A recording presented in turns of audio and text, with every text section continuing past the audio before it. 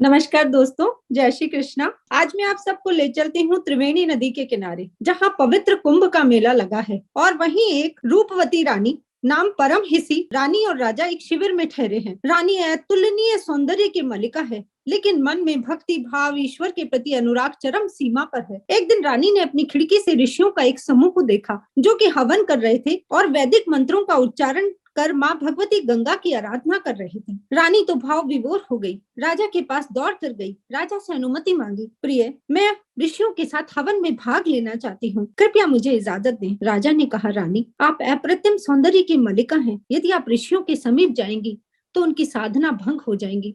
कृपा करके उनकी साधना भंग न करें। रानी को बड़ा दुख हुआ।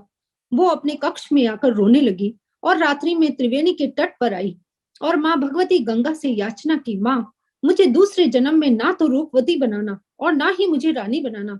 मुझे ऋषि मुनियों की सत्संगति चाहिए। यह कहकर उसने जल में समाधि ले ली। कहते हैं दोस्तों, जब मृत्यु के समय जो विचार आपके मन में आते हैं वही जन्म आपको मिलता है।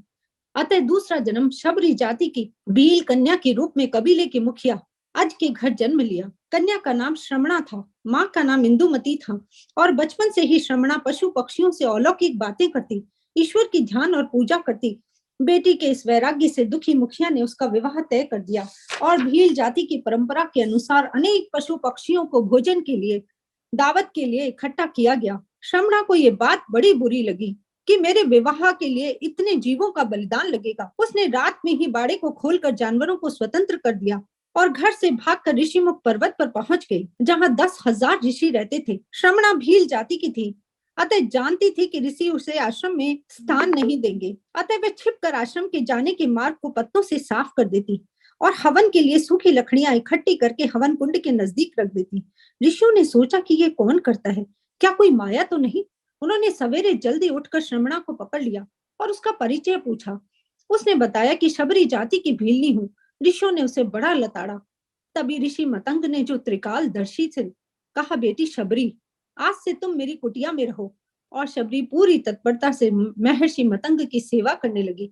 गुरु अपनी शिष्या के सेवा भाव से बड़े प्रसन्न थे। एक दिन मतंग ऋषि ने शबरी को बुलाकर कहा, पुत्री, मेरा देवलोक जाने का समय हो गया है।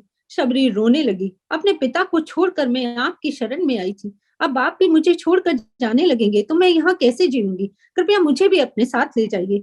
महर्षि व्याकुल हो गए, शबरी के आगे घुटनों के बल बैठ गए, शबरी को नमन किया, कहा, पुत्री, इस आश्रम में भगवान आएंगे, यही प्रतीक्षा करो। अबोध शबरी ने पूछा, गुरुदेव, मैं जानती हूँ आपका वचन सत्य होगा, लेकिन प्रभु कब आएंगे। महर्षि मतंग त्रिकालदर्शी थे, वे भूत भविष्य और वर्तमान जानते थे। उन्होंने पुनः शबरी को नमन किया। पुत्री, अभी उनका जन्म ही नहीं हुआ, अभी तो दशरथ जी का लगन ही नहीं हुआ, अभी उनका विवाह कौशल्या, केकई और सुमित्रा से होगा, लेकिन भगवान लंबी प्रतीक्षा के बाद जन्म लेंगे।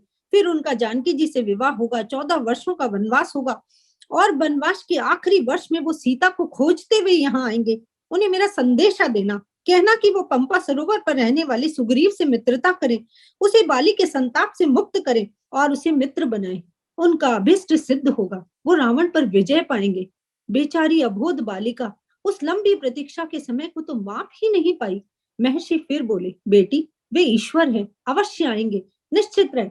लेकिन यदि उनकी इच्छा हुई तो वो काल दर्शन के इस विज्ञान को परे रखकर समय की हर बाधा को पार कर कभी भी आ सकते हैं। प्रहलाद के लिए तो खंबे से निकल आए थे, अतः प्रतीक्षा करना, कभी भी आ जाएंगे। और शबरी के सिर पर हाथ फेर कर बोले, बेटा, युगों युगों तक ये संसार मुझे तुम्हारे गुरु के रूप में याद रखेगा। शायद यही मेरी तपस्या का फल होगा। और कहते हैं तपोबल से महर्षि मतंग ब्रह्म में लीन हो गए। शबरी गुरु के आदेश को मानकर आश्रम में रुक गई। हर दिन जंगल से कांटे हटाकर फूल बिछाती, कंद मूल जड़ लाकर रखती, हर क्षण प्रतीक्षा करती। यौवन वृद्धावस्था में कब बदल गया, लेकिन शबरी की दिनचर्या उसकी प्रतीक्षा नहीं बदली। वृद्ध शबरी राम की प्रतीक्षा अभी भी उसी अबोध चित्त से करती। और आज वो दिन आ गया जब प्रभु राम के चरण उसके बिछाए फूलों पर पड़े। शबरी का कंठ अवरुद्ध हो गया, बूढ़ी आंखों से आंसुओं की धाराएं फूट पड़ी। गुरु का कथन आज सत्य हो गया। राम को एकटक निहारते हुए भीलनी ने पूछा, कहो राम, शबरी के डीहे ढूंढने में अधिक कष्ट तो नहीं हुआ। राम जी ने कहा, यहाँ तो आना ही था माँ, कष्ट का क्या मोल। जानते हो राम, तुम्हारी प्रतीक्षा मैं तब से कर रही थी जब तुम जन्मे भी नहीं थे। ये भी नहीं जानती थी कि तुम कैसे दिखते हो, कब आओगे मेरे पास। बस इतना पता था कि गुरु का वचन सदैव सत्य होता है। राम जी ने मुस्कुरा कर कहा, माँ, तभी तो मेरे जन्म से पूर्व ही तय हो गया था कि राम को शबरी के आश्रम में जाना है। शबरी ने कहा, तभी तो मैंने मार्जर भाव से तुम्हारी भक्ति की है।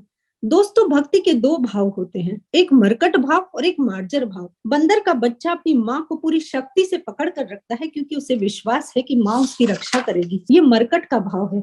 लेकिन बिल्ली का बच्चा निश्चिंत होकर बैठा रहता है कि जब भी संकट आएगा माँ प्रकट होकर उसकी रक्षा करेगी, ये मार्जर भाव है।